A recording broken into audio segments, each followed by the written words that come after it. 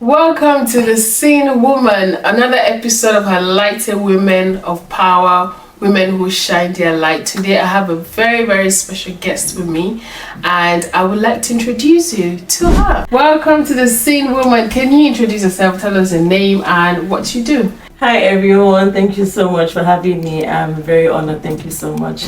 My name is Naya Okonkwo and I'm a youth empowerment coach and the founder of City Youth Initiatives. Oh, amazing. What does it being seen as a woman, especially someone who uplifts, because as a coach you uplift you to help them navigate life.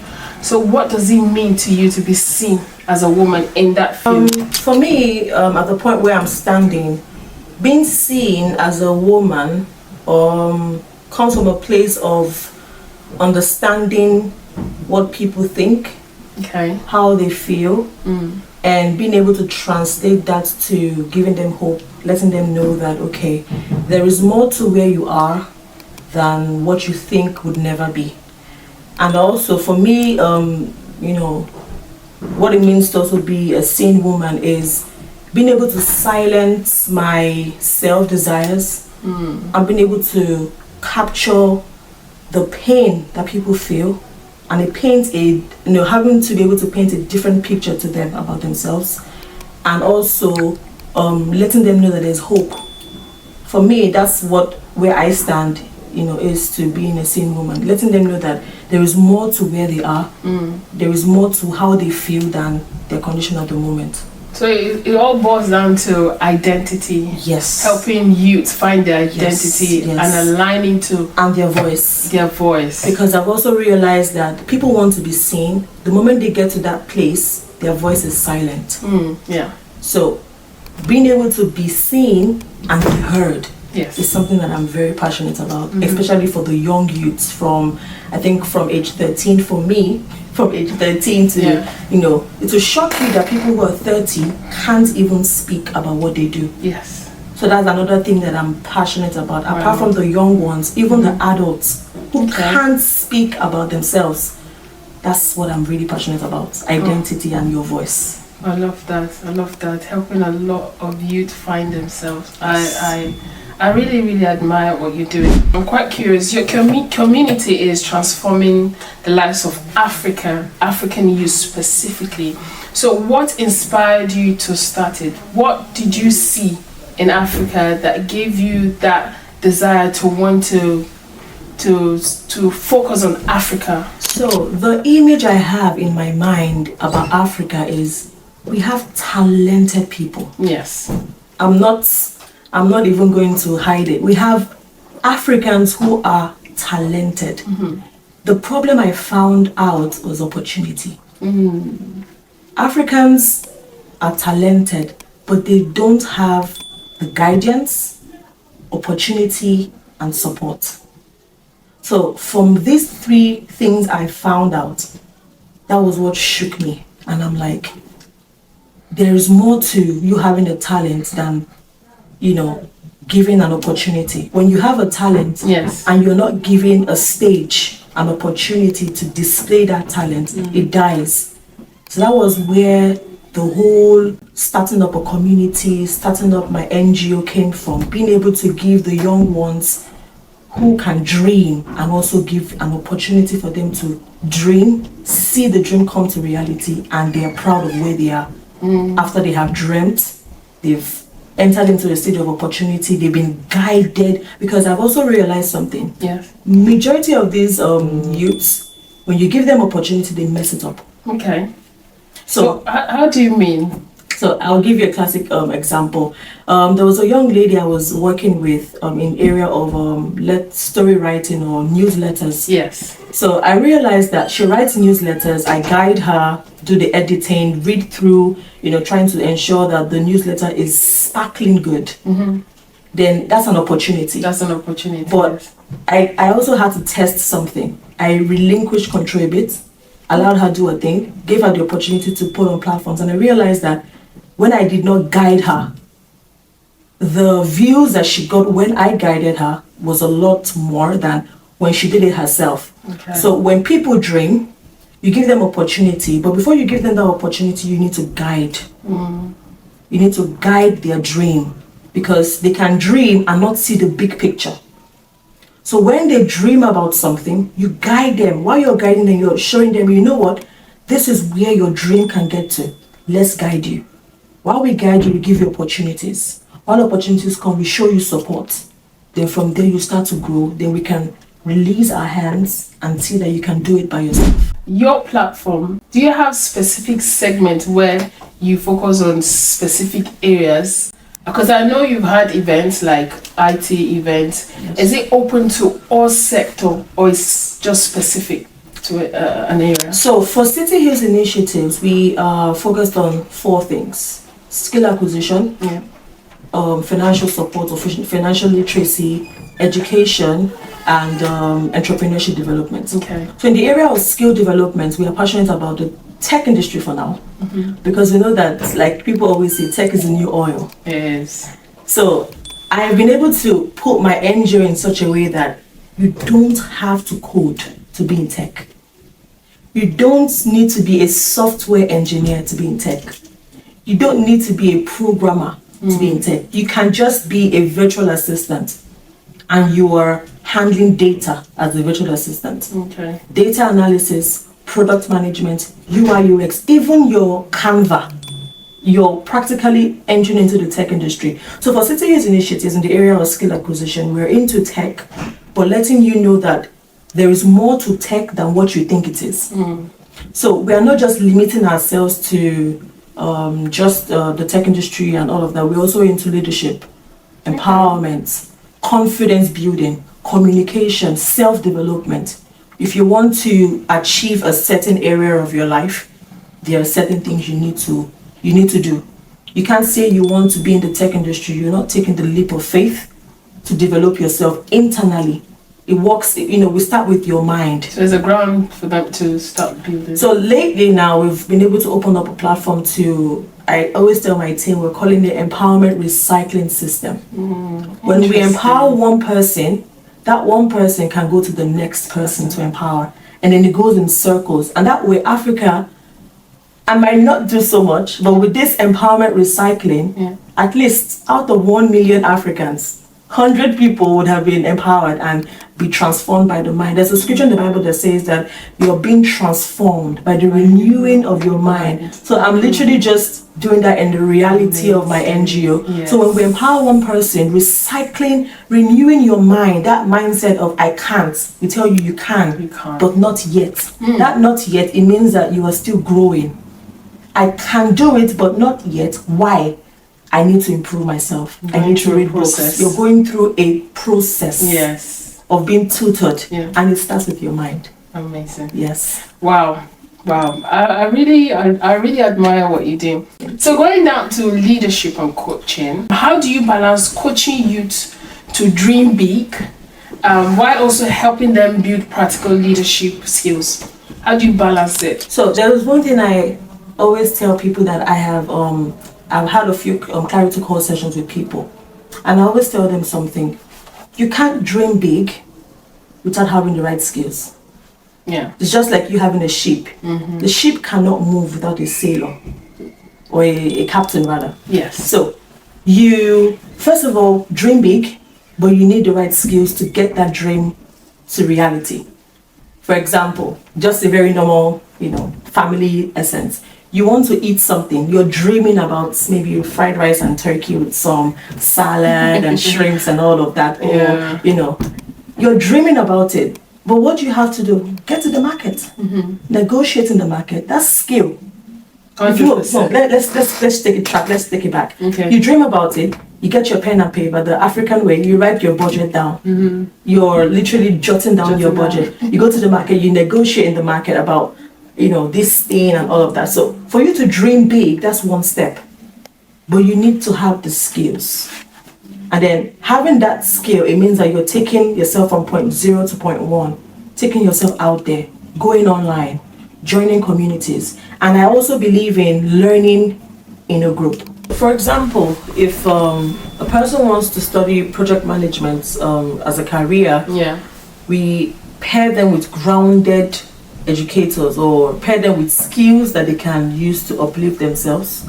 ensure that while you are dreaming big, your leg is rooted on the ground. Your leg has to be rooted on the ground. You can't just, dreaming big is like you're in clouds. Yeah. But seeing your dreams being actualized is when you put your ground on the floor and you get your hands dirty. So that's it for me. Interesting. What has building a thriving community taught you about people? Obviously, you're working with people. So what impact does it have in your own life? So there's something I've come to realize about, I don't want to say this generation, but in general, nobody follows anyone who is not authentic. Yeah. You have to be authentic. When I mean authentic, be yourself. Whatever you say, let people say that you're doing it. Practice what you preach. So for me, leadership is not about title. It's not about, when people ask you, oh, who are you? Oh, I'm some boss, If you're some boss, let them see that the boss can, roll up his sleeves and get to work. Let them see that in as much as we are looking up to you, you yourself, you're also doing something to show that you are learning. And it has also taught me that people want to see that you as a leader, you are not stale. And I mean stale, you're not fresh in knowledge, you're not fresh in ideas. Nobody would follow anyone who cannot dispense knowledge, who cannot dispense wisdom. 100%. So it has taught me that while I am in this position that I am at the moment by privilege, every day of my life, I have to be learning something new every day. It doesn't have to be something so fantastic, but that I can be called to a podium and I have something to say about almost everything. So for someone who is in the leadership position, expand your knowledge bank. Ensure that you have something you're learning every day. So leadership has taught me to roll up your sleeves, get to work, practice what you do or what you tell people to do. Be real, be authentic, and ensure that you are not stale. Yeah. You have to have fresh ideas, fresh knowledge. You're constantly learning. You're chasing after knowledge and wisdom. I'm quite curious, when it comes to relationship, balancing communication with the people you're leading. So how do you balance that? So I would come from the angle of nurturing. Okay. So I can always hear people say the most difficult entity or species to take care of or to handle are human beings, people. So I've watched my mom over the years and I see how she, the Bible says, spare the rod and spoil the child. I see how she uses the rod on me and still brings me close. So I've come to understand that in as much as I'm a leader, not every person that comes your way are the same. Yeah. So as I'm being a leader, leading people, coaching people, mentoring people, I have different styles of approach. There's some people that want milk all the time. There's some people that want the hard, raw meat. There's some people that want both, the milk and the meat. Some want bone. So it's just me having to observe. So as a leader, be very observant with your people. Be able to be quick. Let your psychological mind state be quick to observe that, oh, this person is this way, this person is sensitive to words, this person cannot handle this particular area, let me nurture. So as a leader, whether you're male or you're female, you must have the mind of a nurturer. Yeah. So first of all, you must have the mind to observe, then have the mind to nurture your people, because you are ensuring that what you have inside of you, you dispense to them. Yes. That's what a mother does. Interesting. I like that. It's a learning. I think it should be a learning curve for everyone. Leadership is not about control. It's about balance emotions, balancing different individuals, different characters, and all of that. I really appreciate this response. I get to ask these questions a lot because I'm quite inquisitive. So if you had to rewrite rules as a woman in your field, what would you change? It's so painful in this age and time that I hear men say women are meant for the kitchen. So, as I am right now, I would say, as a woman, ensure that you are developing yourself. Yes. And I know that some circles I found myself in, not every man wants a liability. So as a woman, I will tell you for sure, ensure that what you want to see in your man, at least have 70%. Interesting. If you have, for the singles, if you have a checklist of, who you want your man to be, just write it down. I want tall, dark and handsome, packs, pink lips, things like that. I want him to have money. I want him to drive a car, be specific, maybe a GLA, Mercedes, things like that. After you've written what I want in my man, cancel that and put what I want in myself. It's a reflection of you. So whatever you have written down, ensure that you can tick it and say, yes, I've got this, I've got this. If you can't tick what is there, then it means that you need to develop yourself. So that's what I would say. Interesting. I like that. That question. I hope a lot of women take that one home. How do you stay grounded and seen even while helping others shine? So how do you ensure not to get lost in the process of empowering others? How do you feed yourself? So what I always do is I always tell myself that whatever I want to see in people, I have to first of all be it. Okay. And then I also tell myself that in as much as I have trained this person, that's their spotlight. I should be able to create my own spotlight for myself. And I've also come to the realization that I used to play small before. Yeah. Try to be all holy and, try to be humble. But lately I'm like, no, let me celebrate myself. Let me celebrate my milestones. Let me be able to say, I've done this, I've done that. Before I used to keep quiet and just keep it in my books and just be smiling at myself. But I said no. So I have realized that for every single step and milestone that I have achieved, I celebrate myself. Interesting. I celebrate myself every time. And then I also ensure that the people that I have mentored, I have coached, I have directed, I ensure that they create their own spotlight for themselves. So in as much as I train you, guide you, I always tell my people that ensure that you create a niche for yourself where your spotlight can shine. I was going to ask you that question about celebrate. How do you celebrate yourself? So you mentioned that you celebrate yourself. Can you give us a little bit of, tips? What do you do? What do you do to, tick that box to, show yourself? Okay, so there are so many things I do to celebrate myself, but I'll just say one of them. Okay. So when I see that I have, because I always have milestones every month. Wow. Yeah, I must meet something every month. So if I don't meet my milestones, I know what to do. But when I meet my milestones, I first of all get cake for myself. Okay. I get some little cake for myself, and then I start to read my affirmations. Amazing. So my affirmations tend to make me feel that yes, we've done something. It might not mean something to anyone, but I get my cake more like I'm celebrating a birthday. So get a little cake and just read my affirmations to myself, and and my affirmations now begin to sound like it again, and then it gives me more energy to push to the next step of my milestones. And of course, thank God, give glory to God for being able to meet the milestones for that month. So I like that. We must always put ourselves out there to not just get encouragement from others, but push ourselves. Yes. Encourage yourself, so people can, I feel like people sense these things, like they sense when you see yourself in a certain perspective. I guess you read a lot of books. Can you mention one book, an astounding book that you may have read that you would love to recommend, an empowering book you've ever read I want to recommend to someone out there? So there is a book that I'm currently reading by John Maxwell. Okay. Leadership Gold. Oh yeah. I hope I'm not mixing the name up, but it's about leadership. And that book, I would recommend that if you are a young person, you want to lead people, get that book.